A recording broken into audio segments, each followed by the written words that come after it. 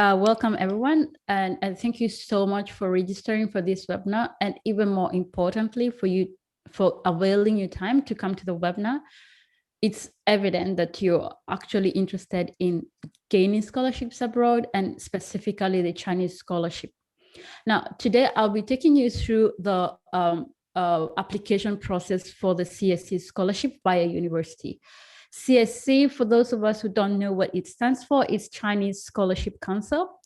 It's a nonprofit body by the Chinese government, via which people can be able to access scholarships, both international students interested in studying in China and domestic students who would like to study abroad. As Daisy mentioned, at the moment, I am under the Chinese scholarship, and I am in Australia, where I'm doing my visiting scholar, but I should be finishing my PhD soon. Now, back to our presentation. First things first, if you want to study abroad and you're in Kenya, or you elsewhere in the world and you'd like to study anywhere else abroad out of your country, you need a passport. That is your only way to identify yourself when you're abroad. Therefore, before you even dive into application of the scholarship, you need to have your passport so you can launch your application. Now, how do you do this application yourself? You go to a website that is studyinchina.csc.edu.cn. It's on the screen, on the slide that I'm sharing right now. Here, you need to create an account. Before you create this account, you need to have an email address. You create the account and you go to a page where you're able to launch your application. And this is where you're going to fill the application form. So the first document you will need is your application form. And this application form is going to be found in the website that is shown on the screen. Now, when you're filling this form, you'll be required to have some documents, and these documents are your transcript, your highest education diploma.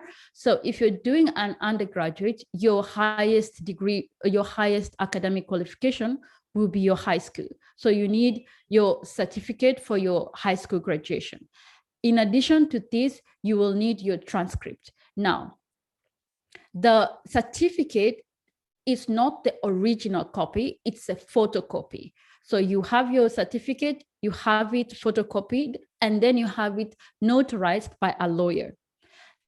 The same case with your transcript. So already we have mentioned 3 documents. The first document is your application form, which we are in the process of filling.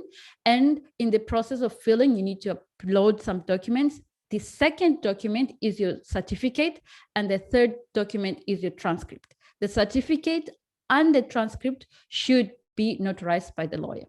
Fourth document is your study plan. This study plan, if you're doing undergraduate, we'll discuss that in a few minutes. If you're doing a postgraduate, you need to have a study plan which shows essentially what you're going to do in your master's degree or in your PhD. This study plan can be derived from, or the content of the study plan can be derived from your report, the one that you wrote when you're doing your bachelor's degree. So you summarize that and you want to build on that when you're doing your master's or your PhD.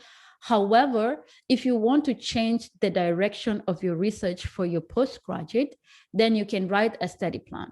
And this study plan, the content of it will come from a literature review, which you need to study, and then you summarize what you'd like to pursue for your master's or your PhD. This is so important for the university when they'll be assigning you a supervisor. However, if you've gone a step forward and tried to find a supervisor for the university of your desire, then you want to have a study plan that is aligned with what your supervisor is, your future supervisor is already doing.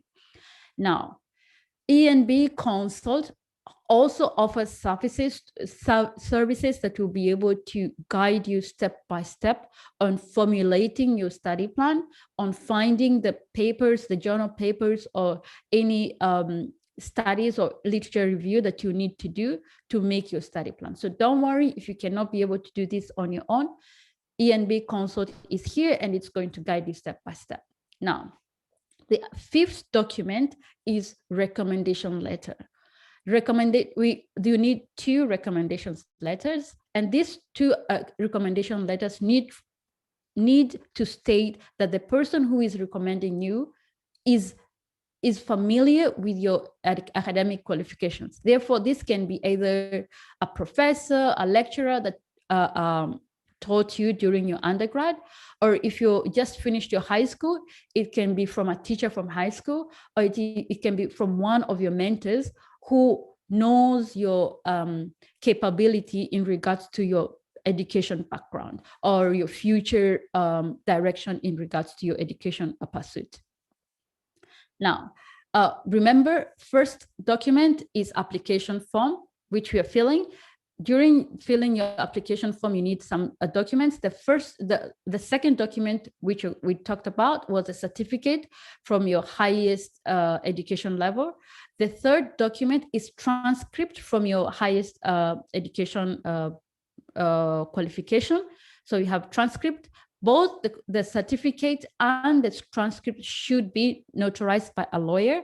Then we talked about the study plan, and then we have 2 recommendation letters. Now, 6. If you want to study in China, you are able to study in 2 languages, English or Chinese. To prove your proficiency in Chinese, you need to have an HSK certificate. To prove your proficiency in English, you need either TOEFL or IELTS. To do your IELTS exam, you can go through the British Council. To do your TOEFL, you can find the suitable bodies for this. We also have like PTE, which is for Australian English body. Now, we are very lucky that we are a Commonwealth country, and we've been studying in English for primary, secondary school, and university. Therefore, you can write a letter and state that you have been studying in English and you're willing to do an examination on arrival.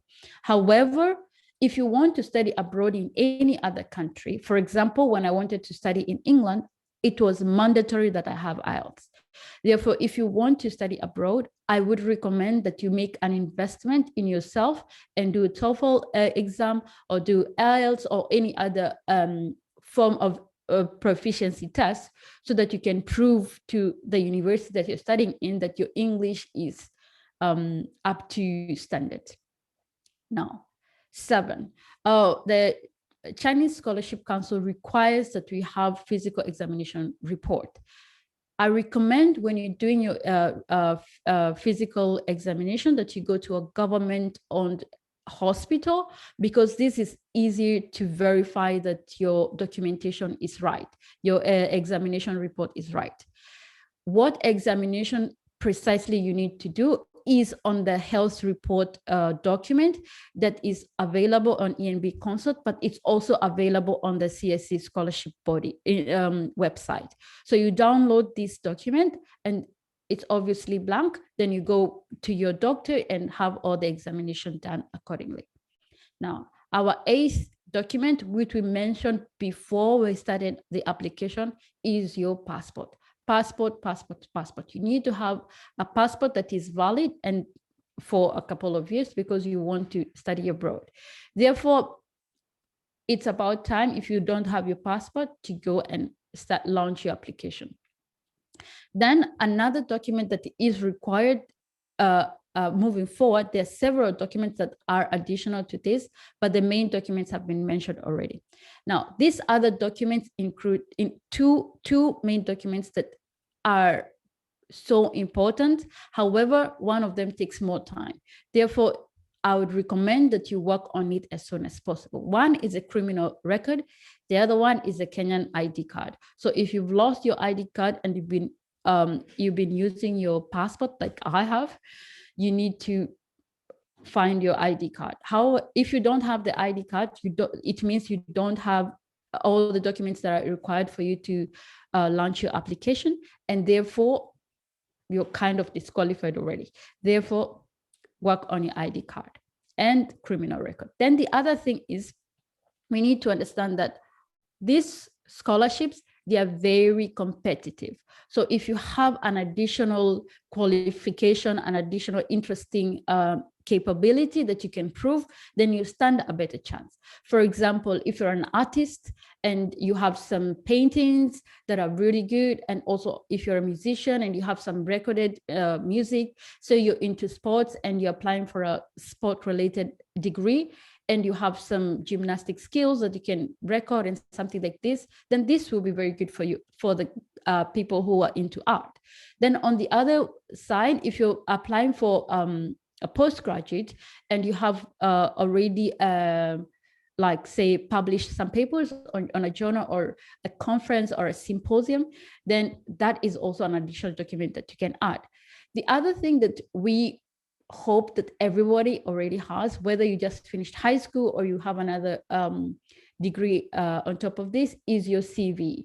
You need your resume to be up to date. And in case you had a gap where you were not, like a gap, you need to also explain why you had this gap. And this is good for you to already have your resume at hand, because you're also going to look for jobs in the future. So that is another additional document. Now, we've mentioned so many documents that needs to be uploaded when you're doing your application. Let's summarize it. So first, no, before we go to the checklist, I forgot one thing. You need to make payments. This payment goes to the university that is going to process your application. So for example, when I was applying for Beihang, I had to pay some money. I was abroad, therefore I paid in US dollars, $70 US. I paid it to the university, and then I had a receipt. So you need to have a photocopy of the receipt to show that you paid your application fee. This application fee, again, does not go to either the consulting firm that you're applying through or any education agent that you're applying through. No, this goes to CSC.